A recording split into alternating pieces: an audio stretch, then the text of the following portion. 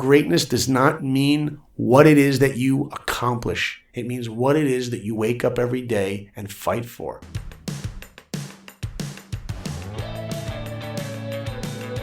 If you're a creative person, if you're a baker, a dancer, a photographer, a screenwriter, an actor, a comedian, a podcaster, and you want to figure out how to make a living doing what you love, this is the show. This is the show.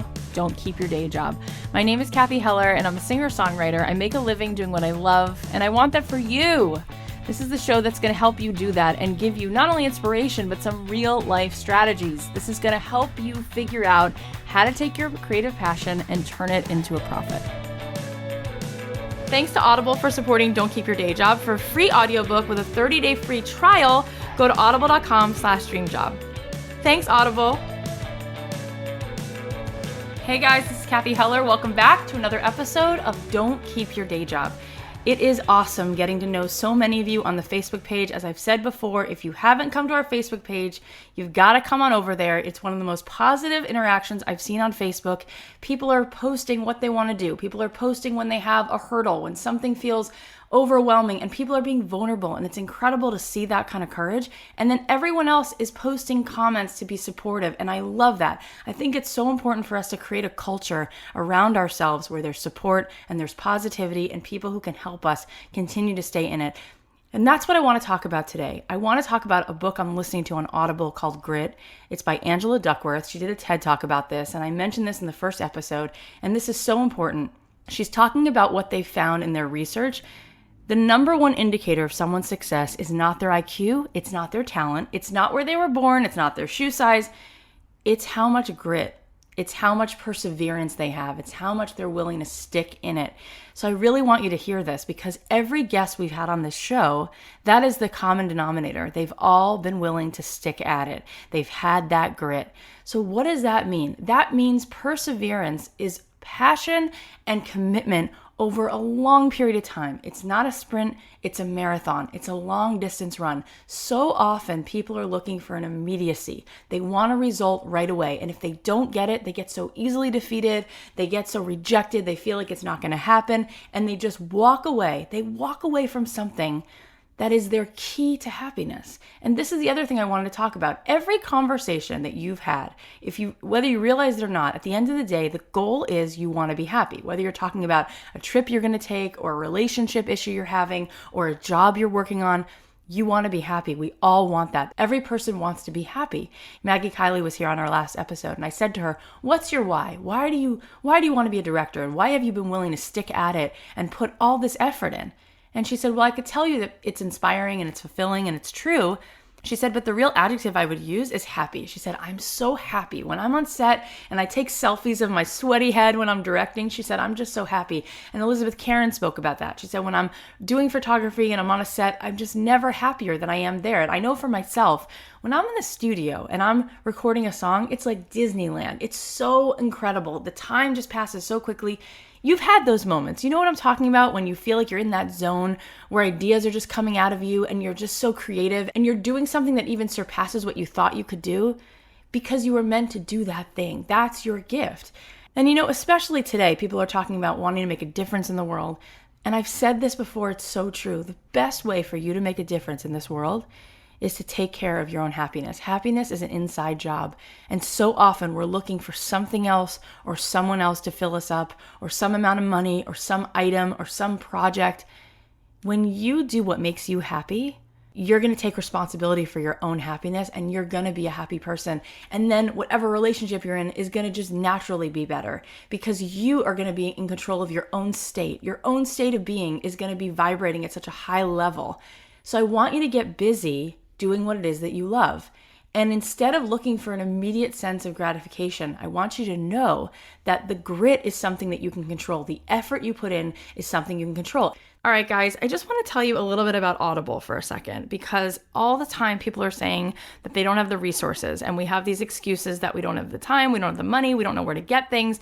Audible is something that you can listen to when you're driving. You're stuck in traffic, you're on the subway, the bus, doing chores, working around the house, at the gym, shopping. It's amazing. And for our audience, Audible is offering something special. They're going to give you a free audiobook with a 30-day free trial. Just go to audible.com/dreamjob. You can download a title for free. you could start listing. It's really that simple. Audible has an unmatched selection of audiobooks. They've got original shows, news, comedy, and more. And recently I've been listening to Angela Duckworth's book, Grit. Fantastic book. If it's something you feel like checking out, you're also going to be supporting our podcast in doing so. When you guys go ahead and you support our sponsors, you're not only going to get something back, but you're also going to be supporting us. So it's win-win-win. If you want to check it out and get a free audiobook with a 30-day free trial, go to audible.com/dreamjob. It means so much to us, and I guarantee you're going to find tons of titles of audiobooks that you can listen to that you're going to come back and say how much you loved. And go ahead and post on our Facebook page. Tell us what you listened to. Tell us what's great. Let's swap ideas of what books we can all be listening to. There's another book you can listen to on Audible by Carol Dweck. It's called Mindset. And the research that she's done is awesome because it backs up everything that Angela Duckworth's book is talking about. And she says that when you continue to put in effort, your brain literally changes in response to challenges. So failure is not a permanent state. So whatever response you've gotten, whatever rejection you had, the more you practice, you literally are going to get better because your brain is going to change in response to how you show up for that particular project. And you'll get better and better at it, just like you did when you learned to ride a bike, and just like you did when you played that Super Mario Brothers game the first 3 times. You just get better until finally you do it so quickly. And this is what it's about. So I want you to stay in it. And Angela Duckworth says in her book that there's a couple things that you can do to keep your grit, to increase your level of grit. And one of those things is optimism. She says that people who tend to have a more optimistic outlook have a greater sense of grit. So that those two things go hand in hand. So what I want you to do is practice that optimism. And I want you to put yourself in a situation where you're around people who are going to help lift you up and keep you going. And what she says is that people who are optimistic, even if there's a 90% chance that something isn't going to work, they'll focus on the 10% that it might. They'll keep looking at what is possible and they'll focus on that. And it doesn't matter what the odds are because they're just going to keep going. And isn't this the quality that we admire most? You know, every movie we've ever watched is about a person who keeps going. And that's why we love those movies. We look at those people, whether it's Rocky or whether it's a movie like Shawshank Redemption or whether it's a movie like Dead Poets Society. We look at those qualities in people when no matter what they're going through, they just keep going. And that's why we cry. And that's why we're so moved by that, because we know that that quality is inside of all of us. And we know that's something that we can all aspire to achieve. And we love seeing that in other people. That's the ultimate quality. And she says they've measured it. Grit is the ultimate determining factor when it comes to success. So I want you to rest assured that if you stick at it and you put in that grit, you are going to get there. And like Carol Dweck says, you're going to get better and better at your craft until you're going to master it. My grandma used to say, life is 10% what happens to you and 90% how you deal with it. And it's so true. I just wanted to share something with you. Yesterday I went to a funeral, and I know it's heavy and I know it's not something that anyone ever wants to talk about, but I just felt like I had to be real and, let you know what was going on with me. And the truth is that when I was standing there, I was realizing how desensitized we all get from that whole thing, and nobody gets out of this alive, and the stakes are really high. And I wanted to remind you of something, and you might have heard this before, but I just want to be another voice to tell you this. There are no copies in the game of life. You are an original. And if you have something to say in this world and you have something that you love to do, please do it. Please do it, because no one else is going to do you the way you can. And we only have a limited amount of time to say what we want to say in this world and to get to touch the lives of people, or even just to feel that kind of happiness and joy that you deserve to feel. So I want to just continue to remind you that you're unique. No two fingerprints are the same. My daughter's 2 best friends, they're 5-year-old girls and they're twins, and each one of them has a different fingerprint, even twins. Each person is a whole universe, because there's something in you that only you can add to this tapestry. So please get busy doing what you do best, what makes you happy, and let's make the most of this time. And I think that is the greatest testament we can give to those who've passed, to those who we miss, to those who have a legacy that they've left behind. Is the greatest thing we can do is not to be so desensitized, but to really understand that every second, it's such a precious gift, and life becomes so incredibly amazing when we do what we love and we stop listening to those voices that scare us and tell us that we can't, and we get out of our own way and we do what we're really put here to do. No one's going to do what you do like you do. So do it. So now we're going to jump into interviewing Saul Blinkoff. He's an artist. He's an animator. He's gone on to direct animation. And he started out a kid with a great talent for drawing. And we're going to now hear how that talent and that love of drawing turned into an incredible career, and how his passion has allowed him to go on and be an animator on Disney movies like Hunchback of Notre Dame and Pocahontas and Mulan. He's got a great story. I can't wait to dive in. So Saul, so glad you're here. Yeah. How are you? Good. So let's talk about where this started. Let's take us back. We want to get to your journey. We want to figure out how you were able to make a living doing what you love. Where does that start? Well, I can say, for me, earliest memory is drawing. All kids love to draw. When I was a little kid, I was 6, 7 years old. I just loved drawing. And I noticed that my mom liked my drawings and would put them on the refrigerator. And I remember going, I guess if I do more drawings, I'll be able to cover up more of that refrigerator. And that was the first attention that I got. I have a twin sister and I have a brother who's older. And that was my thing. I was the artist of the family. And I never stopped drawing. And I never thought about career. I never thought about what do I want to do when I grow up. I just was a kid that drew. I said to my parents, you know what, I want to be an artist. And they got me an art teacher to come to the house. Now, I have to tell you, I had the terrible art program in high school. But my parents, seeing that I loved art, they spent extra money, got me this tutor to come to the home once a week. And she taught me to draw from life. She taught me to draw with pastel and painting and all this amazing stuff. And I was going to be an artist until junior year of high school. And I see another movie, The Little Mermaid. And I remember watching that movie and I'm like, Mom, that is what I want to do. She's like, what, you want to fall in love with a fish? I'm like, no, I want to work in animation. Wow. So that's really where my dream was set. I really remember saying Saul's dream is to become a Disney animator. Of course, I had a major problem. It's so great because it's so specific. Oh, yeah, I know. A lot of people are like, oh, Saul, I'm inspired by your story, but I don't know what I want to do yet. You're lucky that you knew that. I'll tell you what I was lucky about. Not only was I lucky that I knew that, but I'm lucky that I have incredibly supportive parents. Because today, if you want to be a Disney animator, I got to tell you this. If you go to a great restaurant and you taste an unbelievable dessert, well, you can make that at home if you have the recipe. I did not know how to become a Disney animator. Today, you go to Google and you type in, how do you become whatever you want? And you're going to get 800,000 answers, maybe half of which are actually true. Right? But my mom takes me on a trip from New York to Disney World. And she's walking me around Disney World, going over to everybody, saying, my son wants to be a Disney animator. And she literally did that. Amazing. Like, who does that? You didn't even know that anyone would be waiting there for you. It wasn't like you had a tour of an animation just literally, studio. I'm taking my son to Disney World to go find out how. So we find out that you basically have to go to this building called the Disney Casting Building. That's where they hire all their cast members, their employees. So I go to this building.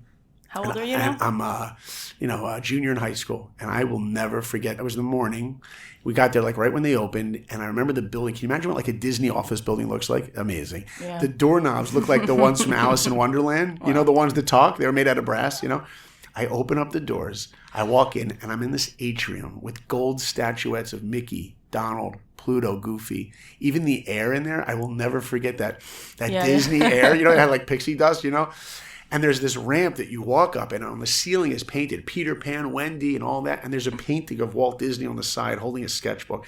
And I will never forget I still get chills thinking about it, stopping with my mom and going, Mom, how will I ever get to work for this company? Oh. And they call my name. It's my time for the interview. And the lady says, what would you like? I'm like, I'm here because I want to be a Disney animator. And she says, we do not hire Disney animators here. I'm like, well, who do you hire? That's the wrong line. You're like, I know. Next, new choice, take it again. New choice, right. She says, we hire people that work the rides in the park or sell merchandising and things. So I was discouraged.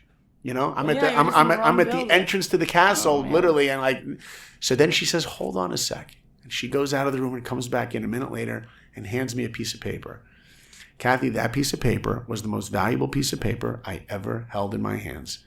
It was a list of 8 schools. 8 art schools that Disney recruits from. She says, if you want to be a Disney animator, you have to go to one of these schools. Remember I told you how, you have a dream, a goal. If you don't know how to do it, it's not going to happen. Right. If you want to make something incredible to eat, a dessert, you need the recipe. Well, that piece of paper became the recipe. And in my head, I saw this as an equation. And this is something I think that your listeners could really, really remember. The equation that I saw in my head was Saul plus blank will equal dream of becoming a Disney animator. For the first time in my life, I knew what that blank was. It was go to one of these schools. So all your listeners listening, whatever your goal is, whatever your dream is, you have to spend equal amount of time in working on your craft, equal amount of time in figuring out the how you can achieve something. Yeah, what's the strategy? What's the strategy? And there's many ways to achieve something, but stand on the shoulders of all that came before you. Read the stories. And I have artists come up to me and they're like, how do I get into Disney? How do I get into Pixar? And I said to them, have you bought all the Disney Pixar art of books, the art of this movie, the art of that, and read them? Oh, no. Because if you read those books, you would find out how all those people that worked there got there. Every story is unique, but stand on the shoulders of that. So my mom takes me to each of these art schools on a tour around the country to see which would be a good fit for her son. And I get to one school. I'm in Columbus, Ohio, the Columbus College of Art and Design. And I'd been to one school after another, and I look into the halls of this school, and I'm still figuring out if this is a good school. And I'm telling you, Cathy, the artwork on the walls of this school was 100 times better than anything I could ever do. And I was intimidated. And I literally had that feeling like, why would I want to go to a school where I would be the worst artist at the school? You know, why would you want to step on a court and play basketball if you know you're the worst? See, we like to do things that we do well. Right, but it makes you better. When you play against someone on chess who's better than you get better just by playing against but my whole life at that point, I had totally intimidating. I was the best artist in my house. Yeah. You understand? I was better than my brother and sister. But when I got into the real world and I saw what real students' art looks like who are only a year older than me, every piece of artwork I saw was a year older than me, and it was 100 times better. I was intimidated. But like you said, you know, when you find something you want, when you surround yourself with people that are better than you, you grow. I'll tell you, there's you mentioned Michael Jordan before. And in the 90s, he was a big hero of mine. And it's literally what you said. You and everybody else. Yeah. Actually, when I was 11 years old, I was standing next to the court before a game. And I said to my brother, I'm going to go step on the court and go meet him. Yeah. And my brother's like, you're not going to go do it. And as soon as he finished that sentence, oh my God, I was standing on the court. I was like 11, 12 years old. You're crazy. Standing on the court. And I peeked up to him and I said, hi, Mr. Jordan. And he shook my hand. I can't believe you have the Yeah, there you go. That's that. right. And that's one thing I like to tell your listeners. You know, when there's something you want in life, get out of your comfort zone and go get it. You walked up and said hello to him. Said hello, and he shook my hand. And by the way, I still have never washed this hand. Okay. But here's the thing I was going to tell you. Oh my God. I heard a story about Michael when he was in the NBA the first year. First year, he already had Air Jordan sneakers. He was already making $1 gajillion a game, Crazy. right? After one game, he walks off the court, and one of the sports writers comes up to him and says, Mike, you know, you're an offensive machine. You're a scoring machine. You're great. But you know what?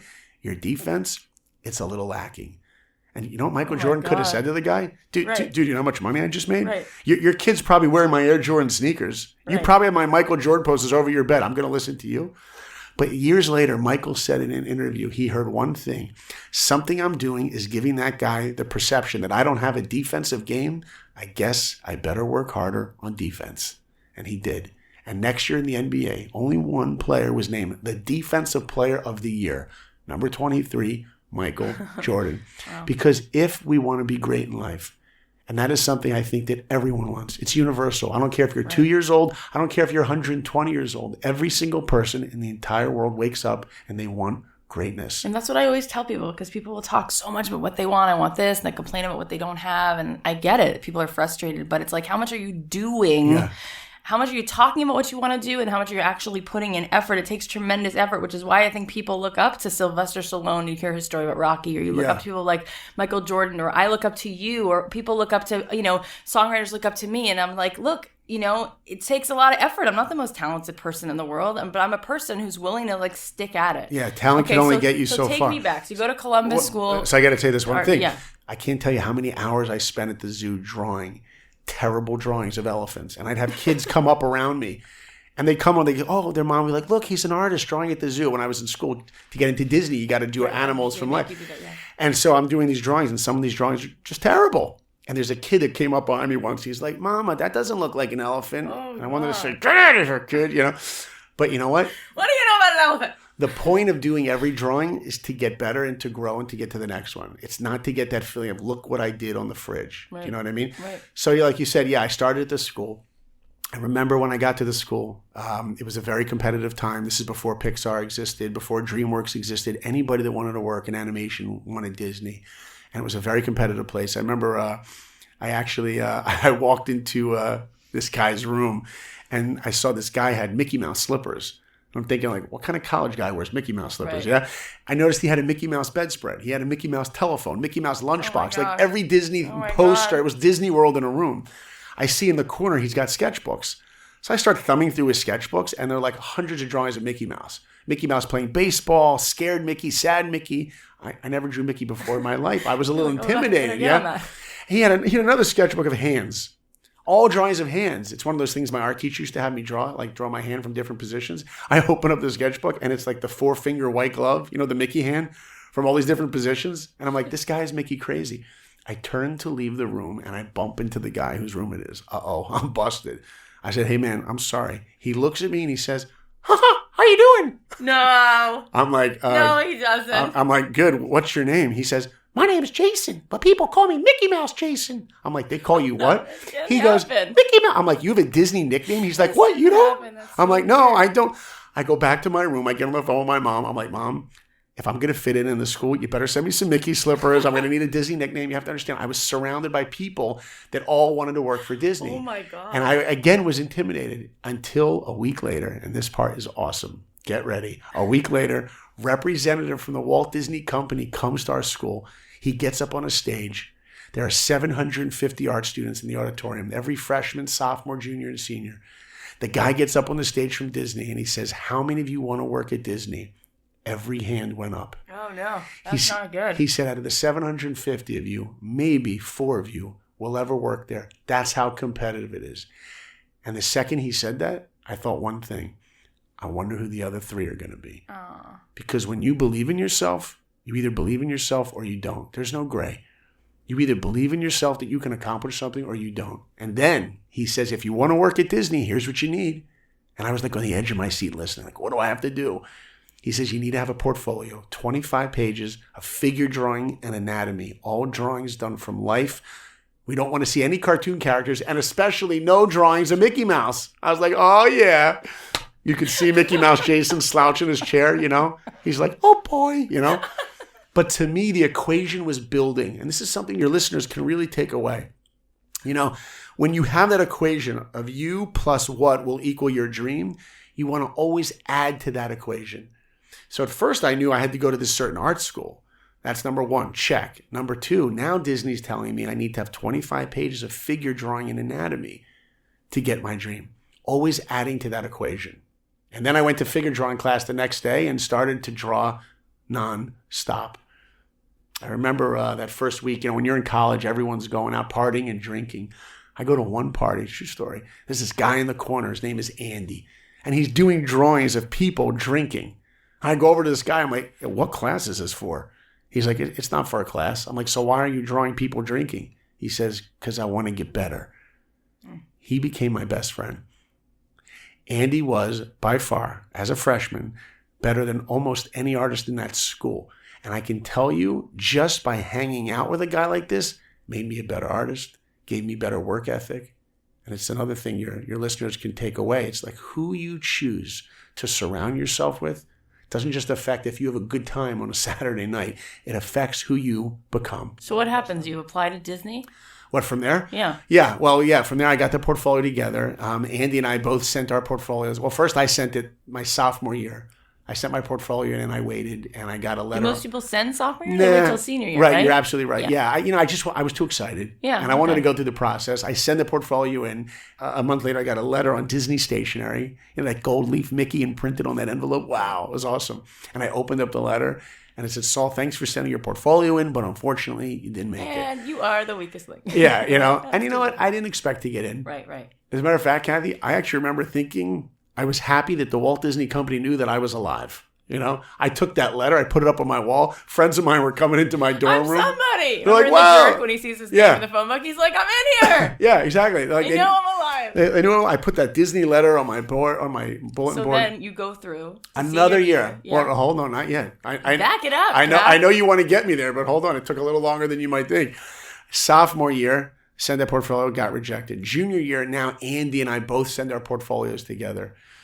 And we wait. And a month goes by. And I get a call, and it's Andy on the phone. I'm like, hey, man, what's up? He's like, did you hear? I'm like, no, did you? He's like, yeah. I said, what'd you hear? He says, I got in. Oh my God. I said, what? You got in? He's like, yeah, I got the internship. I'm like, that's amazing. Congratulations. He's like, but you didn't hear?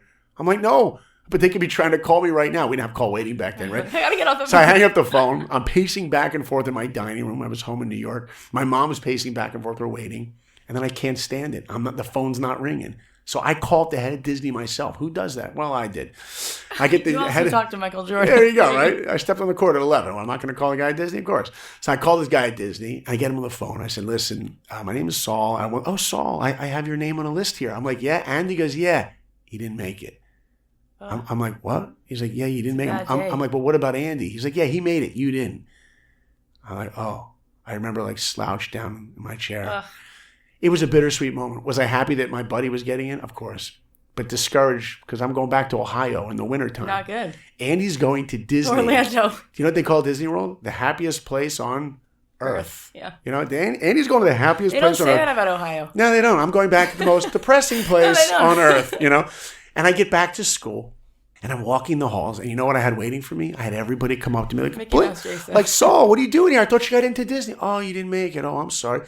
Hey, Saul, where's Andy? Oh, he got in, but you didn't. Oh, I'm sorry. That's awesome. And you know, I felt like a big loser. Yeah, that's not a good feeling at all. I felt like a loser, and I felt like I was known as the guy that was friends with the guy who got into Disney. No, you don't want to be that guy. And because I felt like a loser, and I became known as the guy who didn't get what he wanted, I came up with the most brilliant solution. If any of your listeners out there ever feel like a loser for not getting what they want, here's the perfect solution to getting rid of that feeling. You know what I did? I gave up. I gave up on the entire dream. Instead of being known as the guy that didn't get what he wanted, I took away the one. I gave up on anything because reality set in. Reality was Andy was an awesome artist and I was just average. Who was I to think that I could work among the elite at the greatest animation studio on earth? Reality set in, the naysayer, and I gave up on the entire thing. And then, a week later, a buddy calls me up. He says, Saul, I got tickets to go see a movie. Do you want to go? I'm like, dude, I'm not in the mood. He's like, but they're free. I'm like, oh, okay, then I'll go. Because when you're in college and someone offers you free, you go. So I go to the movies. I'm watching this movie, and at the end of the movie, tears are streaming down my face, crying. This movie is a true story about a guy. He's 5 feet tall. He doesn't have an ounce of athletic ability, and he wants to play football at Notre Dame. Oh, it's the best movie ever. Right? Rudy. Oh, my God. That movie is so I'm watching that movie, and I'm thinking, you know, first of all, it's a true story. Rudy. That's such a good If movie. you were friends with Rudy, and he told you he wanted to play football at Notre Dame, you know what you would have told him as his friend? You would have been like, dude, I love you, but get a new dream. You're not an athlete. And you know what Rudy said? Oh, yeah? Well, we'll just see about that. And he tries to get in. Oh my God, I'm going to cry just thinking about it. And you know what happens? Amazing. He gets rejected. He tries a second time. Rejected. Third time? Rejected. Yeah. But fourth time? You know, if you look at the movie poster for the movie Rudy, so the tagline on the poster says, when people tell you dreams don't come true, tell them about Rudy. He gets in. And I'm watching that movie, and I'm thinking one thing. If an unathletic kid could get into Notre Dame, then what I thought was an untalented artist, me, could get into Disney. And I decided right then and there I would never give up again. You remember I told you when I was in college the first year, how that guy said maybe 4 of you will ever work there? And I said I believed in myself. Belief, it's like a light switch. It's either on or it's off. Right. When I gave up on my dream, I put it off.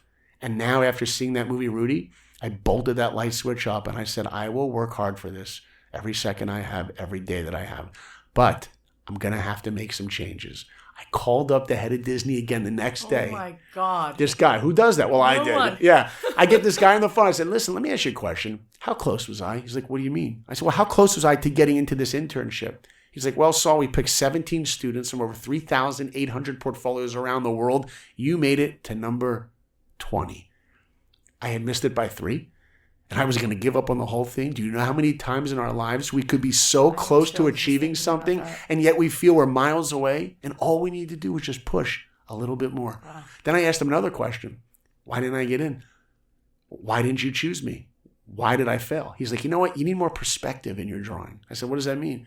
He's like, instead of drawing the model in figure drawing class from wherever you're sitting, why don't you move around the room or walk up or stand on a stool and look down or look up? Give us something dynamic. You know what I heard right there? Answer key. The equation was building. Saul, go to this school. Check. Portfolio figure drawing? Check. Figure drawing that has perspective. Your people listening, all of us. Michael Jordan, if he's listening, what, he can't get better? He can get better.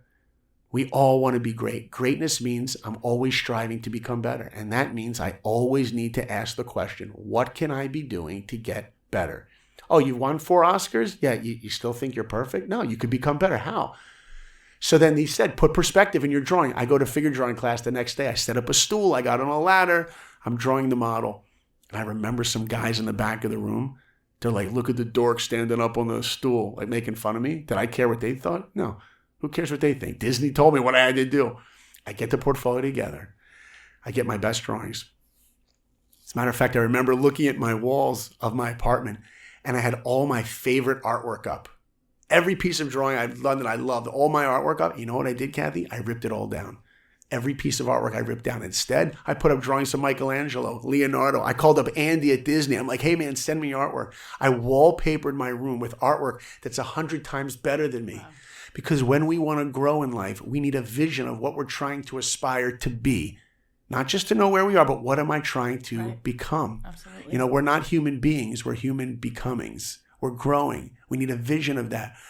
And then the same representative from the Disney company decides he's going to come to our school. He's going to look at our portfolios, and he's going to decide from those portfolios which he wants to send to Florida for further review. Okay, because Disney's getting bombarded with portfolios because Beauty and the Beast just came out, was nominated for Best Picture Oscar. So they're not letting anyone send portfolios anymore because they're getting tons. I didn't know that. Disney movie was nominated for Best Picture. It lost to Silence of the Lambs. Well, those are two very different choices. And by the way, you have to understand, that's before there was an animation category. To have an animated film. Amazing, yeah. The only other film to ever be nominated for Best Picture animated was, if your listeners are listening, anyone know out there? Anyone know? It's Toy Story 3 was nominated. And when that was nominated, there was already an animation category for Best Animated Film. So that's a really big deal to be nominated, even when there was a category. Amazing. So watch this. Wow. The Disney guy comes to our school. And I'm terrified to show this guy my portfolio because this guy, Cathy, was one of the original animators on Sleeping Beauty. He used to hang out with Walt Disney. This is the guy that knows. He has a monocle. He's got like a handlebar mustache. Oh, big white beard. Saul. Yeah, his name was Bill Matthews. He had a tie, like a Disney Mickey tie. Like, this is the real guy. He takes my portfolio. He had the coolest voice. He was like, Saul, my boy, I like your drawings. That's what he said. Yeah, Saul, Sean, Moneypenny. He's like, Saul, my boy, I like your drawings. I'd like to send your portfolio to Florida for further review. Would you like that? I'm like, would I like that? Yes, I would like that. You know, I was the happiest guy in the world. I mean, you have to understand, Cathy, for the first time in my life, somebody liked my artwork other than my mom. Okay? It was like a big moment. So I hand him my portfolio. And as I hand it to him, I don't let go. I'm clutched on it. And so is he. And I'm in a tug of war with this 70-year-old man. He's like, Saul, my boy, what are you doing? I yanked it out of his hands. No, he didn't. True story. I yanked it out of his hands. I said, Bill, let me ask you a question. Where are you going after this school? He's like, well, I'm going to that school. I'm going there. I said, so when do you actually need the portfolio in Florida to look at it? Oh, my God. He's like, you asked this. He's like, well, not for 2 weeks. Why? I said, because any drawing I do tomorrow has to be better than every drawing that's in this book. And if I had 2 more weeks, I could do better work. He said, no problem. Here's the address. Send it to me. You have to understand, I was working so Clearly, hard. That's such commitment. You know, there's something I didn't tell you before. When I didn't get into Disney the second time, and right after I saw the movie Rudy, I remember one of my art professors said something so brilliant to me. This is something your listeners can really, really learn something from. An incredible piece of wisdom that he gave me. He said to me, Saul, can you control whether Disney says yes or no? I said, no. He says, can you control how good any other artist is? I said, no. He says, so what can you control? So I thought about it. I said, well, I could control how good I am as an artist, right? He says, no, you can't. You think Michael Jordan can control that he'd become the best basketball player that ever lived? No. He controlled one thing. He took 450 jump shots every single day before breakfast. My professor looked at me and said, Saul, the only thing that any of us can control in this life is the investment we make into something. The work we put in. The outcome is not up to us. So stop thinking about the outcome and focus on the effort that you're making. And then he told me a sentence, and he told me to write it down, and I did. I took out a piece of paper. He said, write down this sentence. nobody worked harder today than me. Jeez, that's good. And he says, if you can't say that sentence and it's true, you don't go to bed. That's it right there. Nobody worked harder today that's than me. You know, think about how many people right now are listening to this, and how many people listening to this right now should be realized that whatever it is that you want, whatever job you dream of, whatever it is you want, there's about 1,000 to 10,000 people who want it just as bad, if not more than you.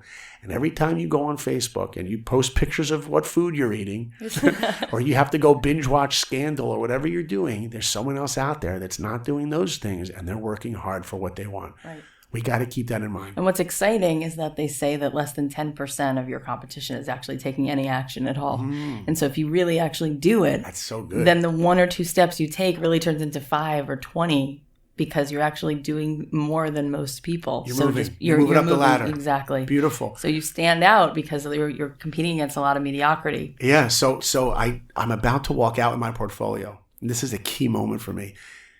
I turned back to Bill Matthews and I said, Bill, can I ask you another question? You look at artwork from students all around the world, right? He's like, yeah. I said, well, all you told me just now is that you liked my artwork and that you wanted to send it to Florida. You didn't tell me anything I could do to get it better. You see, when we fail in life, of course, that's a perfect opportunity to ask someone, why did I fail? When we get rejected, ask someone, why was I rejected? Right. So you're not taking it personally and licking your wounds, you're using it as an opportunity to grow. You have to. Let me hear it. You have to. If you ever pitch a show, pitch a movie, whatever it is, if you have somebody across that desk from you who says to you no, or if they send you a letter no, it is you have to do everything in your power to find out why. Because if you can answer that question, why, use it, you know? Mm-hmm. And so what happens? This guy, Bill, is telling me my artwork is good. He loves it. He didn't tell me anything that was wrong with it. But even then, I know I'm not perfect. There's got to be something he can tell me that I could do to make it better. So he said, you know what? Why don't you put effects in your portfolio? I said, what's that? Saying that when you watch a movie like The Lion King and it's raining, there's fire, water, smoke. That's a division of animators called effects animators. He's like, you should put some of that into your portfolio. I said, thank you. Answer key. Again, growing, figuring out what I need to do better. I go back to my dorm room that night. I took my entire portfolio. I put it under my bed. And I said, it doesn't exist. Oh my God. Can I actually create an entirely new portfolio in 2 weeks? And that's exactly what I did. And here's why. I didn't want to send my portfolio with those effects drawings and have Bill Matthews look at it and go, oh, Saul, I remember him. Nice guy from Ohio. Oh, look, I remember this drawing. I remember that drawing. Oh, look, he did a couple of effects drawings just like I expected. That's not what I wanted. What I wanted to happen is what actually happened. I want him to get the portfolio and go, oh, Saul, nice guy from Ohio. Wait a minute. He did that drawing? That's new. That he did a whole new portfolio and effects drawings? Because in life, we always want to exceed expectations. Exceed expectations. If you're listening to this right now and you haven't written down those 2 words, you're not serious about being great. Exceed expectations. Here's what it means. If you have a project and it's due at 8 o'clock in the morning, you have it there at 7:50. If they want 10 problems solved, you do 12. Right.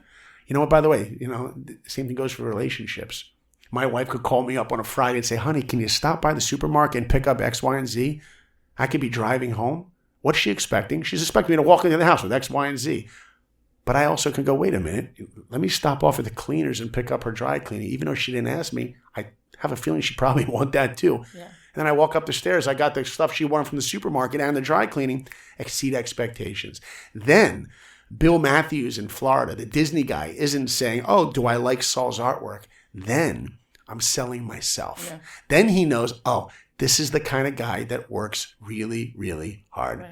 And I sent that portfolio in and I waited. 2 months go by. 2 months. 2 months. Do you know how hard it is to sleep when you're waiting to find out, in the cold for 2 months. Oh my gosh. I still remember my mom like, honey, you're going to get in. I'm like, Mom, you have to say that. You're my mom, So finally, I get a call one day and who's on the phone? It's Andy.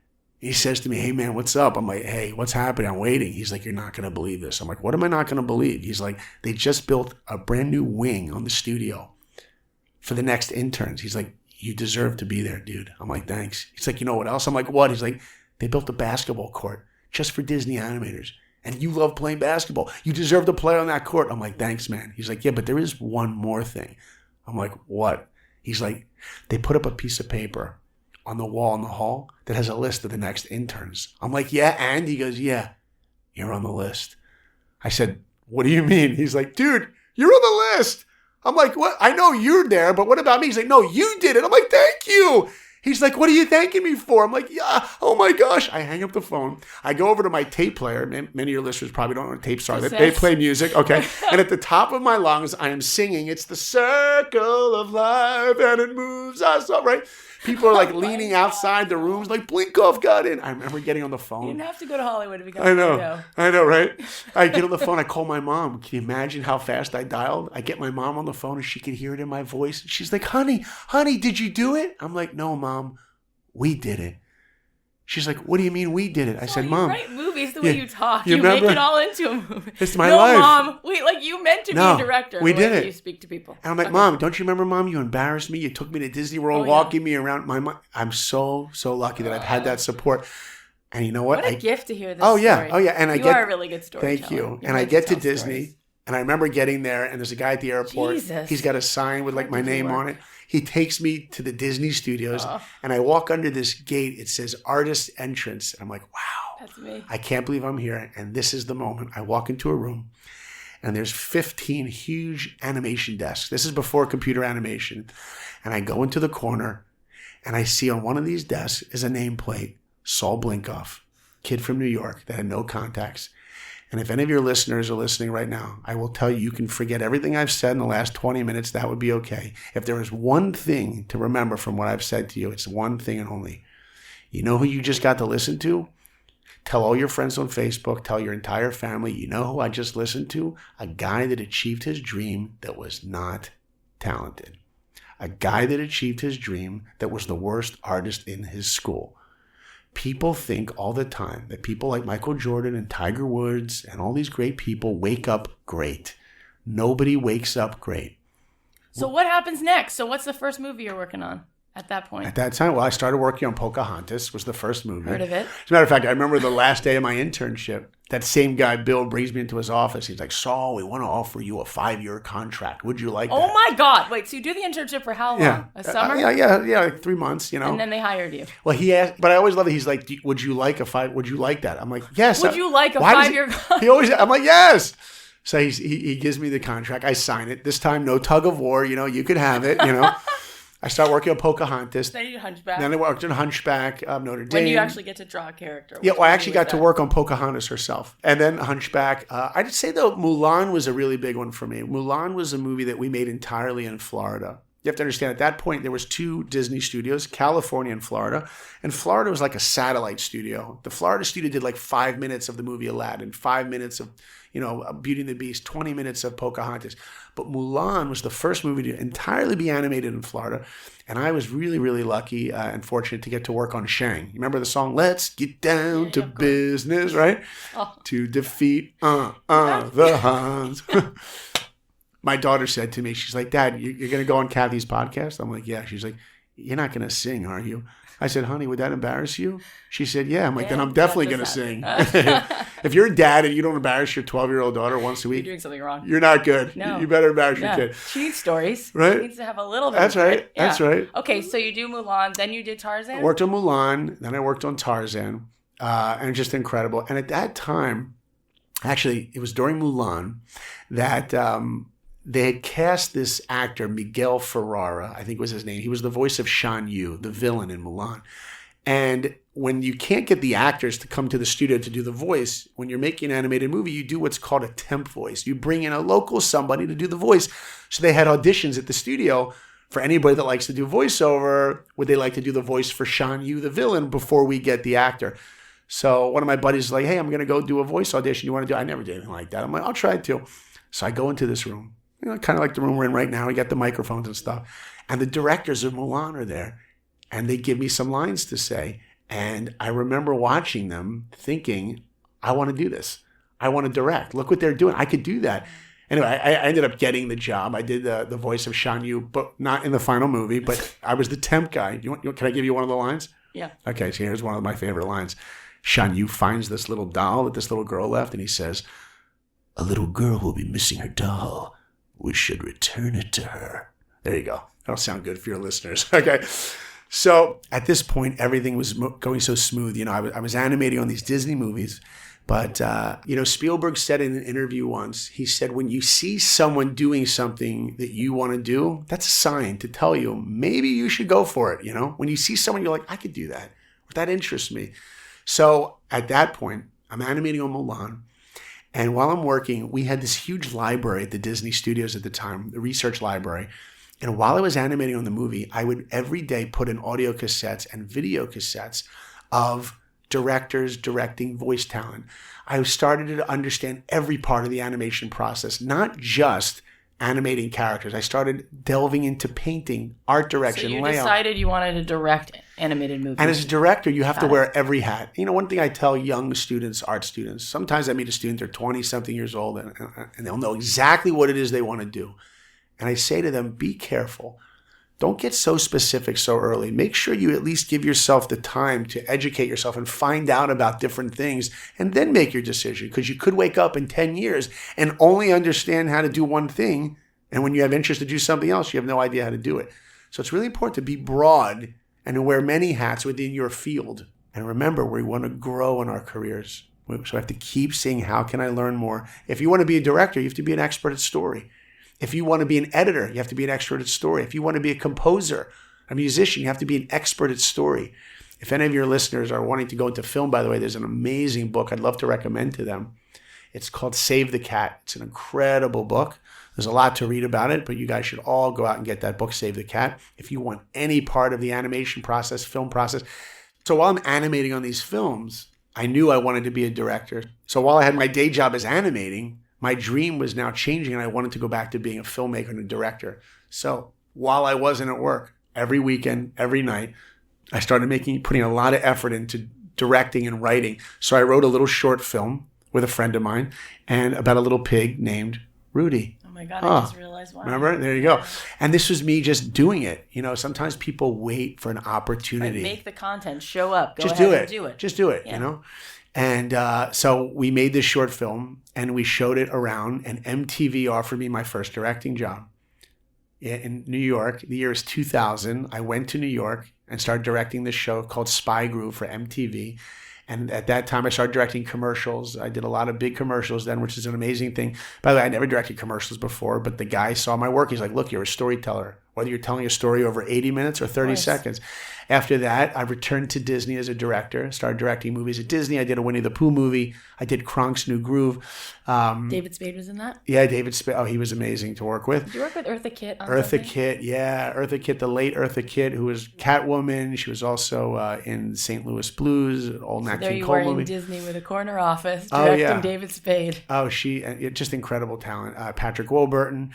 And one of the things about being at Disney that I loved and in that field that I love is that when you surround yourself with artists, like I said, that are better than you, you get better. Being around top of the line artists, great painters, great art directors, talent, amazing. Anyway, I'm going through directing. I want to just tell you, one of the things that I love to do also is to write content. And a couple years back, I wrote a project, a South Beach musical with a good friend of mine, a very successful songwriter named Desmond Child. Desmond wrote a lot of big music. Living on a Prayer. Living on a Prayer, Living La Vida Loca, stuff. And he and I wrote this movie. We spent a year writing this movie. We pitched it to DreamWorks. And DreamWorks said yes. It was an incredible day. Tears streaming down my face. I was actually at the Apple store buying my very first iPhone. The second I bought the phone rings. It's my agent saying DreamWorks wants to make a deal. Amazing. And yet, 6 months later, they passed on the whole thing. After 6 months, ups and downs. I've written so many projects. I've optioned a lot of projects. People get excited, and sometimes they fall through the crack. It's like popcorn in the pan. Some pop and some don't. I can't tell you how many times driving from Hollywood to my home, thinking over the hill as I'm driving over Coldwater Canyon, I can't believe I'm going to write another project to try to pitch. I can't believe I'm going to come up with another project. You'd almost feel like an idiot to continue to keep trying. But let me tell you, like I realized when I was even younger, is that always figure out what you can do to make it better. I will never stop working on these projects. And one thing that I want to tell your listeners is this. A lot of times we get so focused that I want to do something on the what. It's the what I want to do. And we don't put enough time into thinking of the why I want to do it. When I was young, I said to my sister, if I was at Disney, sitting at a desk, drawing the same drawing of Mickey Mouse all day long, I'd be the happiest guy in the world. But now years later, I would love to shake myself and say, dude, who cares that you're at Disney? What really matters is what stories are you telling?